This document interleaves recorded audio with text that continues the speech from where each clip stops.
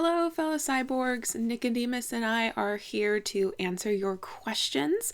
So, about 2-3 weeks ago on Halloween, I announced that I was going to be doing a Q&A in celebration of being here for 2 years on BookTube. So today, in this Pyjama Sunday, I'm going to be answering all of the questions. In case you didn't know what a Pyjama Sunday is, it's where I come to you on a Sunday in my pajamas and just blather a bit more loosely than I would in my normal videos, and I blather about all sorts of things. And so answering your questions, which run a good gamut of different subjects, is a perfect thing for me to blather about today. So a fair few of you asked me questions about California and Canada as well, so I'm going to answer those first. One More Book asks, I would like to know what you think is the most different aspect of living here in California compared to where you were before, but you can't say whether. I definitely would have to say the just general people, like the general culture, is very different. And Michael Dugan asks if I miss Canada, and I do. I miss the people. I was in British Columbia in Vancouver when I was going to university, and then I worked in Victoria, British Columbia, and the people there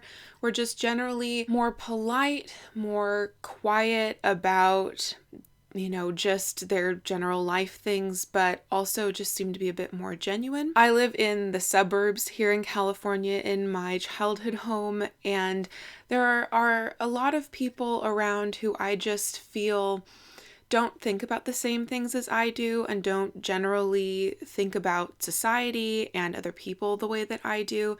And I definitely felt around kindred spirits more in Canada than I have ever felt in California. Nargle Catcher asks, how long did you live in Canada? I noticed you use the Canadian pronunciation of several words. How long did it take you to pick this up, being that you are originally from California?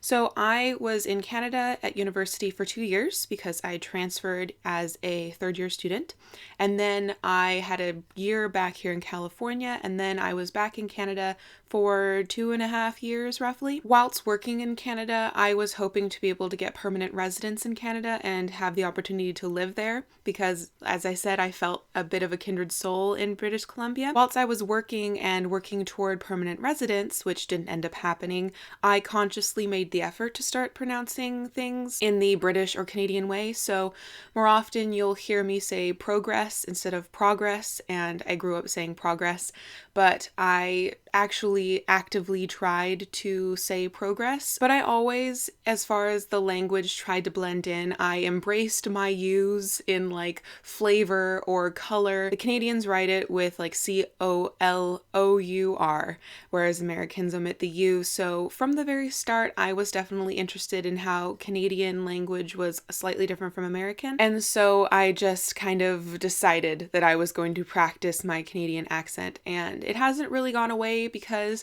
I like how the Canadians, or I guess it's more like the English way to pronounce American words. Like I say, I have been somewhere, I'm going to go there again, because that's actually what you're supposed to say. I find that a lot of time the American pronunciation is just a bit lazy, so I try to work on enunciating properly. And then a good segue into questions about my job is Kim Colwell asks, what was I doing for work in Canada, and where was I in BC? Yes, I was in British Columbia, and I was a live-in caregiver for a young person with disabilities. And then both Emily Kate and M.A. Anders asks me, what's my dream job? Which is like the worst question, so thanks both of you guys. It's not the worst question, but it's the question that has given me quite a bit of anxiety ever since like my senior year at university, because I've never had a dream career. When I was growing up, I just wanted to be a mom, and I was obsessed with like pregnancy and infants and everything like that. That and mermaids, it was either or. I guess they're both kind of transformative sorts of beings of womanhood. But in any case, I don't have a dream job, but I do have some things that I would love my future career dream job to have. My dream job wouldn't exhaust me socially every single day, though I wouldn't have unlimited vacation. My dream job would allow me to take my vacation days whenever I wanted, and I wouldn't have to beg to be able to let off for a specific time of the year. I'm not asking for unlimited vacation. My dream job wouldn't come home with me at the end of the day, so I'd be able to 100% relax when I wasn't doing my job. I hope that my dream job would make me feel accomplished, like I'd accomplished something every single day almost. If I had some sort of checklist or to-do list that I could conceivably do every day so that I could mark in my brain, you have done something, you have achieved something, even if it's really little. And I would love for my dream job to have something to do with helping people, but I'm not sure how. The traditional sorts of routes that I'm thinking when you talk about helping people would be too intense for me, but just something that I could feel like I was adding positivity and making the world a little bit better. That would be really, really awesome. So if you have any sorts of suggestions as to what my dream job should be or what sector, what kinds of jobs I should be looking into, then please let me know in the comments down below. I'd love for some ideas. Okay, so moving on to hobbies and non-bookish questions. Your robot friend, hi Hillary, asks me, what is my favorite board game? And my favorite board game is Pandemic. It's up back there in the closet, but I forgot to pull it out because I'm that person right now. Pandemic is a cooperative board game, so you and your fellow teammates play with each other to stop a disease from spreading across the world and causing a pandemic. There are so many ways to die and only one way to win, and it is one of the most fun games I've ever played. Will Wheaton says when he's talking about it on Tabletop that he's had more fun losing at Pandemic than winning at some other games. And I think that that is a wonderful attribute for a game to have. One Book More asked me another question, which is, what is my favorite breakfast food? And I desperately love eggs. That is going to be the main thing that I struggle with, that and cheese and baked goods, into being vegan one day, which is my eventual dietary goal. But more often than not, whenever I go out to breakfast or something, I will order pancakes because I am a huge sweet tooth and it's like eating dessert for breakfast. Promiscuous Teleology says, are there any skills or hobbies you'd like to pick up but haven't yet? I would really love to be able to speak and read in French. I took 2 years of college French and I was trying to brush up my skills using Duolingo, which is an app, which was helpful, but that's the language that I've come closest to any sort of fluency, really. And if I could develop that skill, that language skill, I would be so chuffed with myself. I've also been wanting to take up embroidery or needlework. I think I'm waiting to find like a tutor on YouTube, like to find someone with a series of videos about how to embroider, because I don't want to take a class, and YouTube is how I learned how to knit, so I'm hoping that magically those videos will appear and then I can learn through the internet. Betty Turner asks me a couple of questions. The first one is, do you have any pets?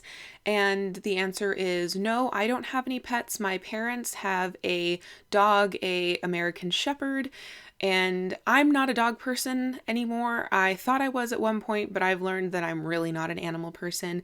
But my beloved deceased cat, I'll insert a picture of her somewhere.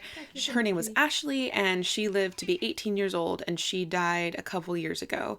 In the interim, I fostered cats for a while in Victoria, and I think I fostered like 12 or something like that over a year, maybe 10, and I rehomed the majority of them. I think almost all of them were rehomed though, if not by me. So that was an interesting experience, to say the least. I now understand what I actually want in a furry friend, which is a perfect segue. Acacia Ives asks me, what is my dream kitty? If we're going for aesthetics, I would love to adopt a black cat, because black cats animals are the ones more likely to be euthanized in animal shelters that still euthanize.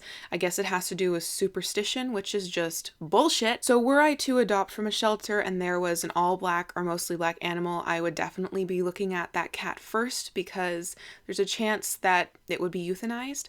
But as far as temperament goes, which is far more important, I definitely want a cat that is very cat-like. It doesn't need to be friendly. I would love for the cat to leave me alone. My cat Ashley was the sort of cat where she never really sought out that much affection, and when she did, it was like special times, whereas I would go seek her like over out the house, and she'd always patiently let me just like put my face in her stomach. She was very patient with me. So I think I would prefer a cat that was more aloof than not, because I need personal space when I come home. And when I was fostering, there were a lot of cats who did not understand personal space.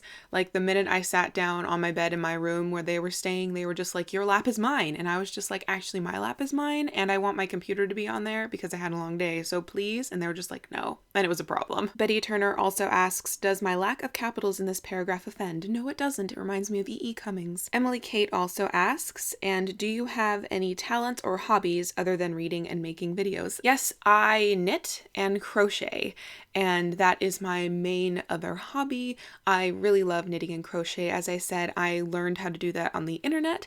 I will link down below Stacy's channel. She's at Very Pink Knits, and legitimately I learned how to knit from Stacy. I learned how to knit so well from her that I actually taught knitting classes at one point at Michael's, the craft store here in the United States. Morgan P asks, what movies were a big part of your childhood? So I definitely grew up on Disney. I live about 20 minutes away from Disneyland in Southern California in Anaheim. I loved the movies that came out right around when I was born. So The Little Mermaid, Beauty and the Beast. Beauty and the Beast is my favorite Disney movie. But we also had some odd ones that were part of our childhood, like The Troll in Central Park and The Pebble and the Penguin. And then I also remember quite a few of Robin Williams movies being really important to our childhood, like Hook and Jumanji. Jumanji, my grandparents had at their house, so we watched that there all the time. And I remember my aunt showing me Who Framed Roger Rabbit, which is like, it's a really well done movie, and I can understand why she showed it to us, because it's a kid movie that adults can enjoy as well. You don't just have to compromise on film. So those were definitely some of the movies that came off the top of my head as were important to my childhood. Memento Mori, hi Adam, asks me a couple questions. Do I cook? And if so, what is my specialty? Yes, I cook. I'm quite good at baking, and recently I've been cooking mostly vegetarian and vegan food because that is what I am eating these days. I'm a fairly good cook though. I mean, I can follow directions. I only get hung up when the directions are ambiguous, which happens more often than not, which is so incredibly irritating. And the only thing that I really feel not good at doing is cooking meat, because I haven't had a lot of practice, and you can kill people if you cook meat incorrectly.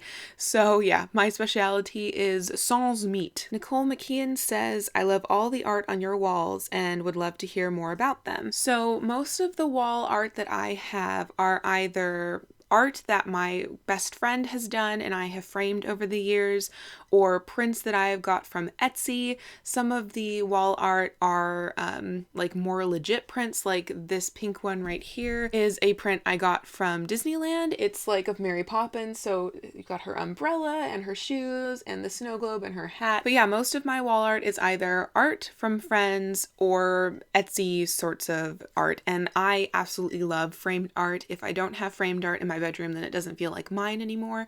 I've got quite a bit of wall space and I fill it up with framed art. So yes. Susan Lee asks what my favorite tea is and my favorite reading snack. So my favorite tea ever is Paris from Harney and Sons. It's a floral bergamot flavored black tea and I absolutely love it, but I don't drink it very much anymore because I'm really trying to cut out my caffeine levels. So I've been switching to herbal and rooibos tea. My go-to tea is peppermint. I can always drink peppermint tea, and I used to hate peppermint tea actually, but I've got a lot of like heartburn and issues and digestive issues, and peppermint is perfect as a natural like heartburn reducer and digestive helper. My favorite reading snack would be something that's not very messy.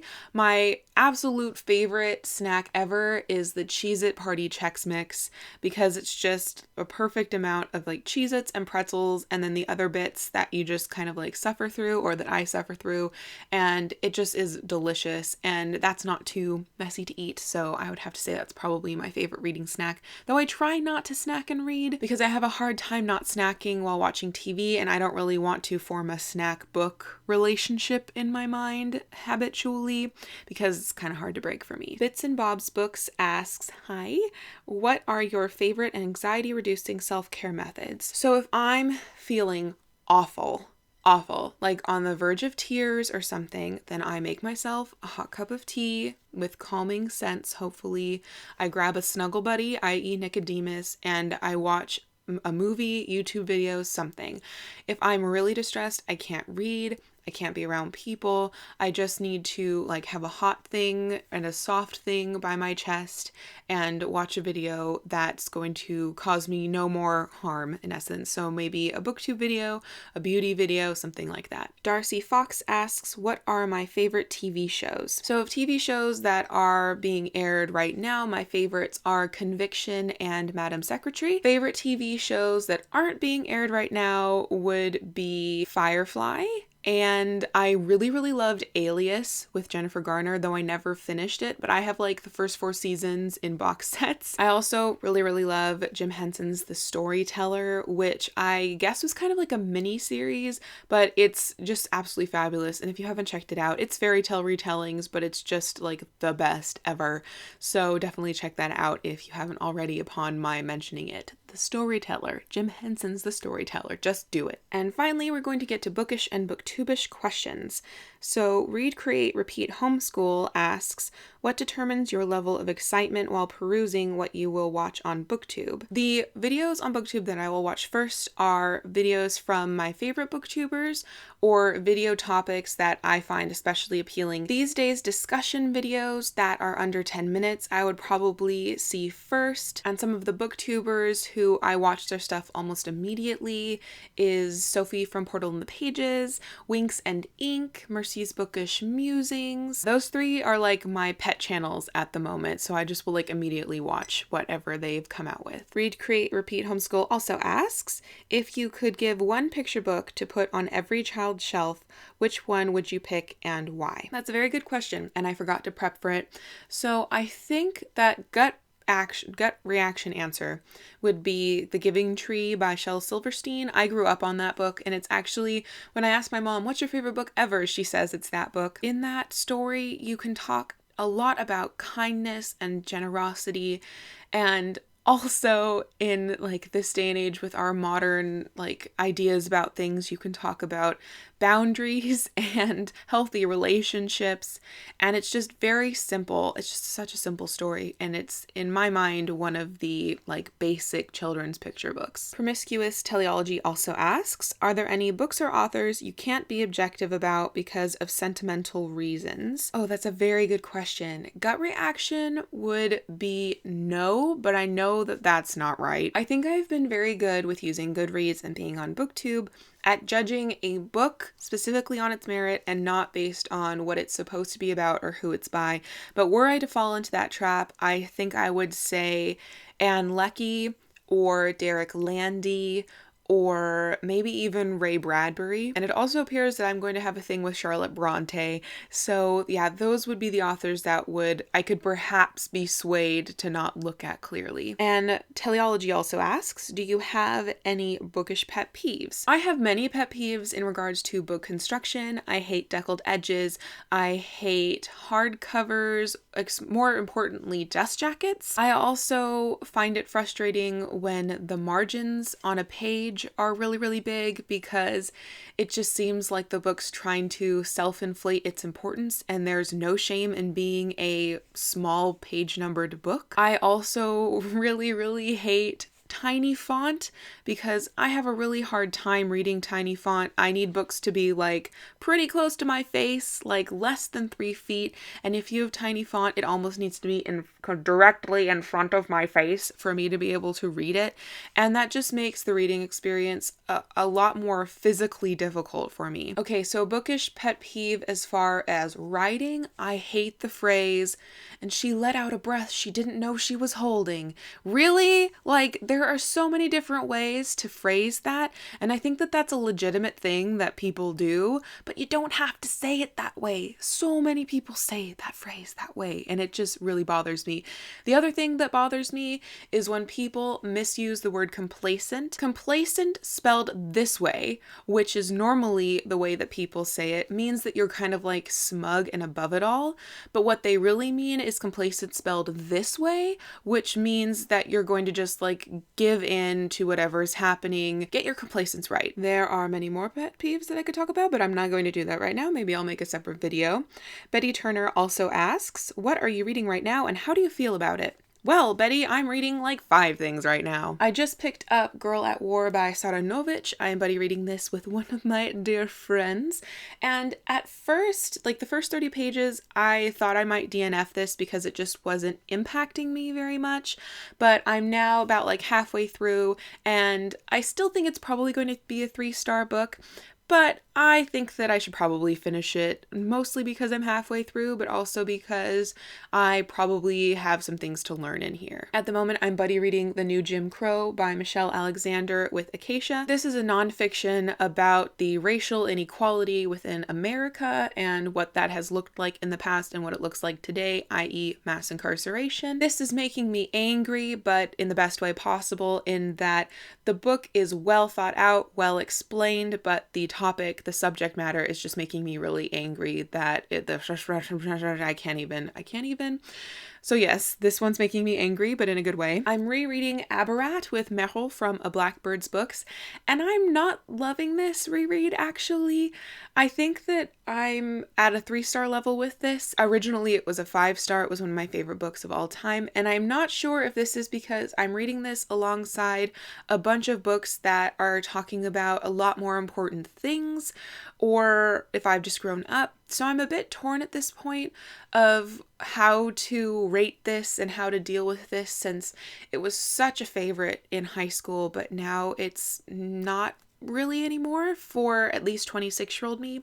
So I'm a little bit struggling with that, but I also forgot, like a dum-dum, to bring Another Country by James Baldwin in here, but I am buddy reading this with Hillary from Your Robot Friend, and this started out as a 5-star read, but I'm thinking it's more of a 4 at this point.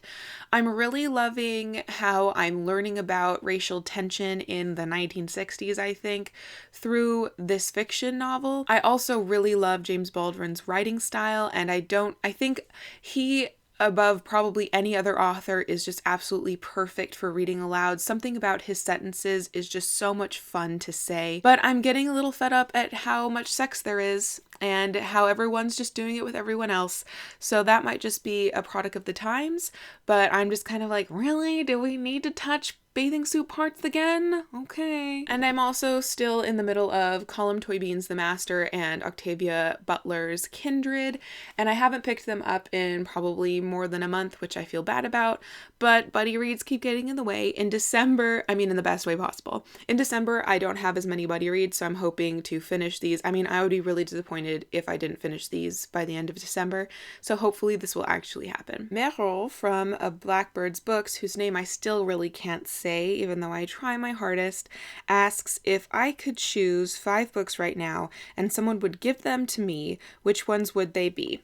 Okay, I didn't prepare for this either. One book, if someone could magically give it to me, I would love for someone to give me Kij Johnson's forthcoming book, The Riverbank, which is a sequel, kind of, to Wind in the Willows, and it's coming out in May, I think, from Small Beer Press. I recently heard Molly de Montaigne talk about The Optimist's Daughter by Eudora Welty, and I almost bought that a couple times in my travels to New England, but I decided not to, so if someone wanted to give me that, I wouldn't complain. Tracy K. Smith, who wrote the poetry collection Life on Mars, has a memoir, I think it's called Ordinary Light, and I would certainly love that. That's actually on my Christmas wish list. Also on my Christmas wish list is a nonfiction called Ghostland.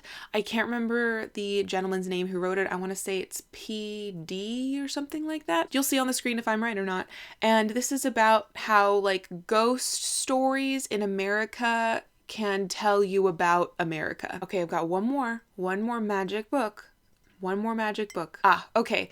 And I think another book that I would really love to be given magically would be a really readable but pretty copy of The Tenant of Wildfeld Hall. I haven't read any Anne Bronte, and I've been told that Tenant is a great place to start, and it's a lot of people's favorite Brontes, actually. And I keep meaning to read it, but it's like, I'm not going to read it right now, so there's no point in me buying myself a copy. But if I don't have a copy, I'm probably probably never going to get to it. So yes, I think that those 5 off the top of my head would be the ones that I would want magically to be appearing. Meryl also asks, what is a story, topic, or concept you wish would be a book so you could read it? Okay, so I would love a Beauty and the Beast themed, really well written young adult or adult novel. Just like the theme of that sort of relationship, overcoming like what your face looks like and learning not to be a grump butt, and the like redemption of love, but have it be done really well. I would also love for a book that contained mermaids, like principally, and it was adult fiction to be written. Like it really, I can't, either I haven't found it, which I find really hard to believe. Though I do have Mermaid Song by Alita Van Gors, which I haven't read yet. So maybe this is the book I want.